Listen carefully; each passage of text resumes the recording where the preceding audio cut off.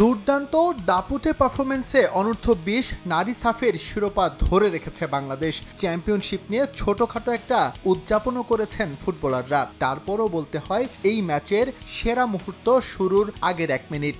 গোটা দেশের মতো এই সময়ে গোটা কিংস এরিনা স্তব্ধ ছিল মাইলস্টোন কলেজ ট্র্যাজেডিতে। আফিদারা জানতেন কি ঘটেছে উত্তরার দিয়াবাড়িতে। মাঠে নামার আগেই পণ করেছিলেন ম্যাচটা হবে তাদের জন্য। শোক কিভাবে শক্তিতে পরিণত করা হয় তা করে দেখালেন সাগরিকা। 3 ম্যাচের নিষেধাজ্ঞা কাটিয়ে ফেরা এই ফরোয়ার্ড যে একাই ধসিয়ে দিলেন হিমালয়, যার শুরু ম্যাচের 8 মিনিটে।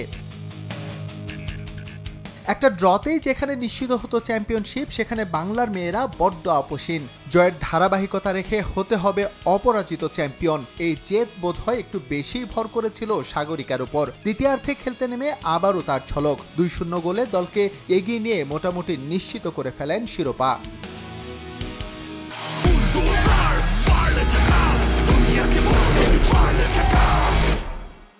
ম্যাচের পরের অংশ সাগরিকা খেলেছেন নেপালের উপর চাপা ক্ষোভ উগরে দিতে। প্রথম রাউন্ডে ওদের বিপক্ষে লড়াই করেই যে যেতে হয়েছিল 3 ম্যাচের নির্বাসনে, তারই শোধ এই স্ট্রাইকার নেন 57 মিনিটে নিজের হ্যাটট্রিক পূরণ করে।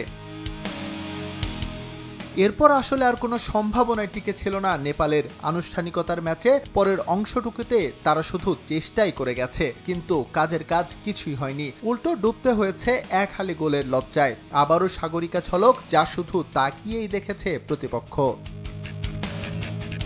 শিরোপার সমীকরণ এতটা সহজে বাংলাদেশ মিলিয়ে ফেলবে তা হয়তো কল্পনাতেও ছিল না নেপালের। তবে দেশের নারী ফুটবল যে অন্য লেভেলে তা আবারও বুঝিয়ে দিয়েছেন আফিদারা। ম্যাচ শেষে স্বস্তির উদযাপন, তাতে ফুটবলারদের চোখে মুখে উচ্ছ্বাস থাকলেও ছুঁয়ে গেছে মাইলস্টোন ট্র্যাজেডির চাপা বেদনা। এস এম ইকবাল, সময় সংবাদ, ঢাকা।